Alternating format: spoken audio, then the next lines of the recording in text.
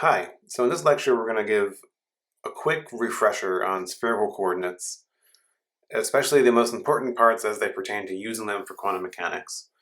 So in math and in physics, there are times when changing to different coordinate systems can sometimes really simplify the problem that you're looking at and make the solution therefore a lot easier. Okay, and one of the most useful different coordinate systems you can use is the spherical coordinates, which greatly simplify anytime you have a central potential. So anything that depends only on the distance between two particles, for example, and not their relative orientation.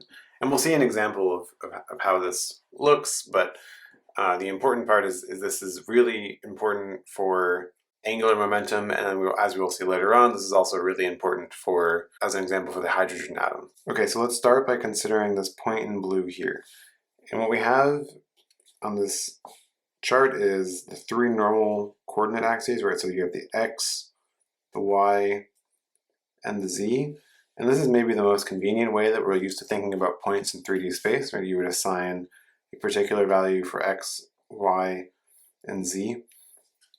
Okay, and spherical coordinates is an alternative way to do it. We're now, instead of having these three coordinate values, what we're going to do is define the position of this point by one, its distance away from the origin, and that's what this r is here. And then if you project this straight down onto the xy plane, we have an angle that this point makes with the x-axis along the xy plane, and that's what this angle phi is down here. This is angle phi. And then there's a similar angle that this point makes between the z-axis and its projection onto anything else, right? So it has an angle with the z-axis. And this is what is known as theta. Okay, so this r here is what's known as the radial coordinate. And this r goes from 0 to infinity, right? So it's a distance. Distances must always be greater than or equal to 0.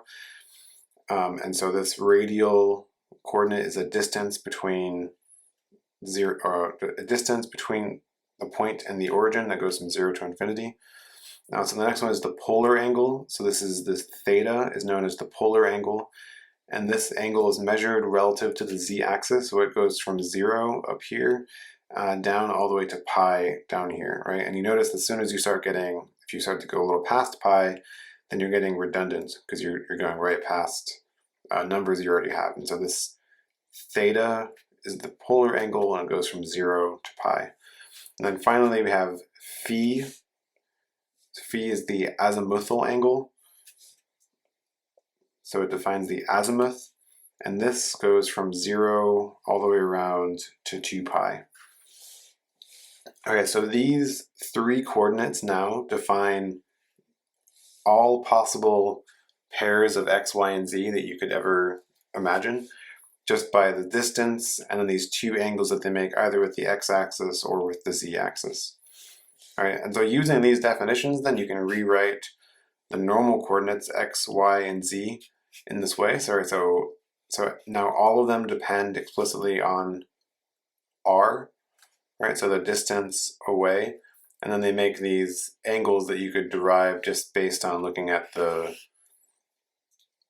So these angles would come just from normal trigonometry considerations. And then at times it will also be convenient to go the other way around, right? So if you have a function in terms of x, y, and z, then you can derive down here the transformations from x, y, z to the spherical coordinates. In particular, so r is kind of simple looking, right? So it's the sum of the squares of x, y, and z, and then the square root of that. And then cosine of theta and tangent of phi both have these sort of like run over hypotenuse or y over x type forms here, okay? And so this slide here has everything you'd ever need to go to spherical coordinates and back again. Okay, well now there's a couple of special topics that we need to discuss, because it turns out that when you change the coordinate system, a lot of the simple things that we're used to doing bread and butter with Cartesian coordinates now have some slight variations. And the first, and arguably most important of those, has to do with integration.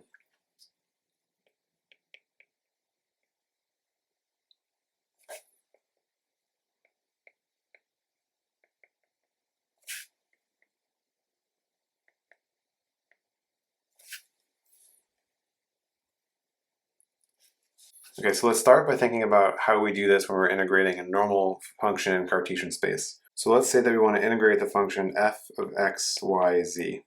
Okay, so the normal way that we do this is let's say we want to integrate over all space. We integrate from minus infinity to infinity 3 different times, one for each variable. So then you have dx, dy, dz times f of x, y, z.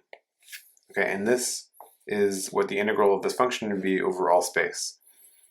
And the important part is this dx, dy, dz. So this thing here, the dx times dy times dz, this dx, dy, dz is telling you, all right, so this is a volume element. So this is telling you something about the infinitesimal volume that is made by sweeping out in 3 different directions. This is a volume enclosed by the following. So enclosed by x to x plus dx, y to y plus dy, and z to z plus dz. Okay, and this is the thing that actually gets more complicated when we move over to spherical coordinates, because now the volume is not a simple product of these infinitesimal slices, and it changes a little bit. But in spherical coordinates, this is different, right? So in spherical coordinates, you have to think about the segments swept out by each variable individually. And so first for phi, the distance swept out by phi would be r sine theta d phi. And this is times r d theta for the segment swept out by theta. And then lastly, you just have dr. Okay, so if you put this together, then the volume element is r squared sine theta d phi dr. All right, and so what this means is that anytime you would normally have seen a function times just dx, dy, dz in order to integrate in Cartesian space, now instead of dx, dy, dz, you would have to replace this whole thing, this whole volume element, by r squared sine theta and then d theta d phi dr. All right, so you don't just do a simple replacement. Okay, so that means that if what you have is a function defined in Cartesian coordinates, first you have to convert this into a function in spherical coordinates, and then you also have to convert these volume elements. Okay, so what that means is that, so let's say you have f of x, y, z. The first step you have to do is to convert this into a different function. We're going to call it capital F of r theta phi.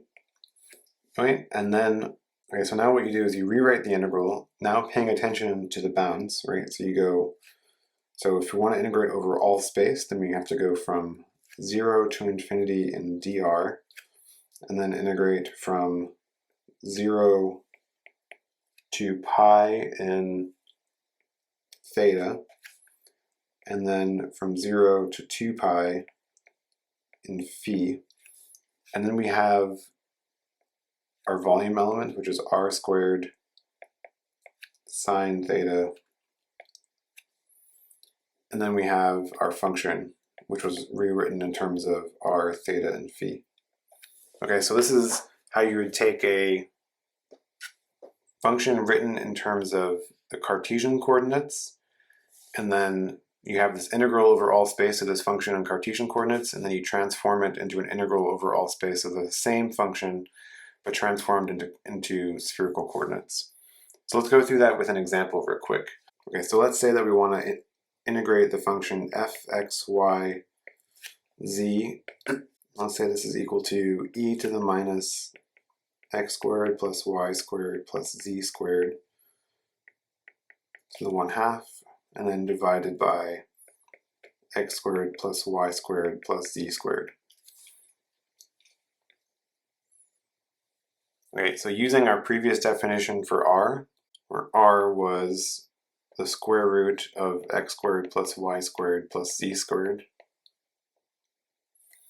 we can see pretty immediately from this that this definition of fxyz would have the following definition in spherical coordinates, which would be fr theta phi is equal to e to the minus r divided by r squared. Okay, so now we're going to integrate this over all space, and so what that means is that we integrate 0 to infinity dr, 0 to pi d theta, and then 0 to 2 pi d phi.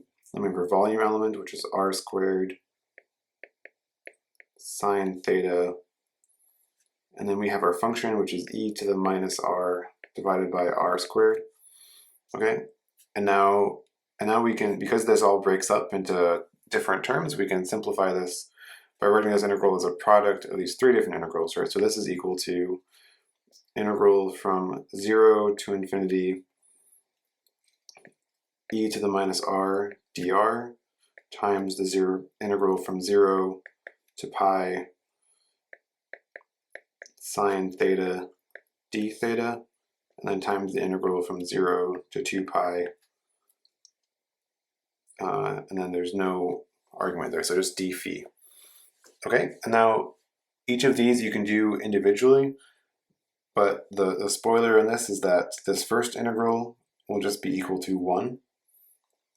The second one is equal to 2, and then the integral of just d phi from 0 to 2 pi, you can immediately see is 2 pi. And so this triple integral is equal to 4 pi. And from here you can already see why spherical coordinates makes this a lot simpler, right? So integrating this thing in spherical coordinates, you can do on one line pretty simply to get a very straightforward answer. But if you wanted to integrate in terms of Cartesian coordinates, this would be an absolute monstrosity to try and figure out how to integrate. And so this is exactly one of those examples that shows why it's so useful to be able to switch back and forth to Cartesian and spherical coordinates. Okay, and the last piece we need to talk about is what's known as the solid angle.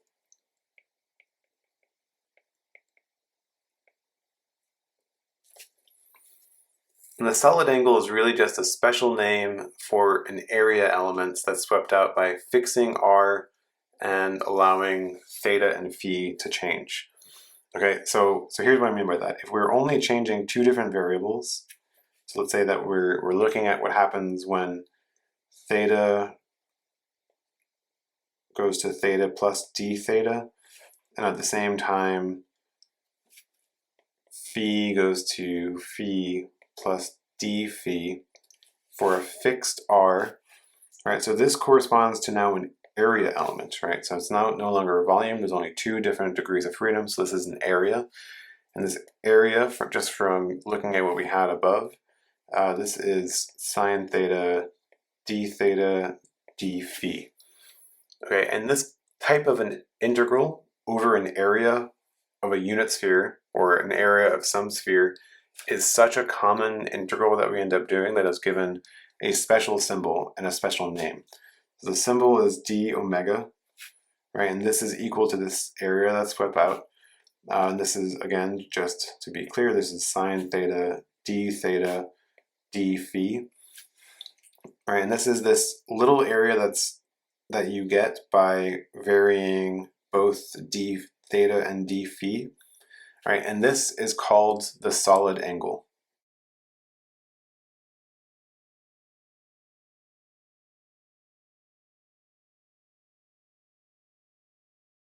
Okay, and that's really all there is to it with the solid angle. So it really is just the special name given to holding r fixed and then allowing theta and phi to change. And one particularly useful thing, which we saw in the last example, so if we integrate the solid angle over a sphere, right? So we're integrating over a sphere just d omega, d capital omega. All right, so this is an integration over the sphere in terms of the solid angle. This will always give us 4 pi, right? Just because the integral from 0 to pi of sine theta gives us 2, and the integral from 0 to 2 pi of just d phi gives us 2 pi. Okay, and so this solid angle, while not particularly difficult, the name gets thrown around a lot, and so it's worth remembering. Okay, and those are the most important things you need to know about spherical coordinates. In the next lectures, we will talk about how this applies to rotational spectroscopy.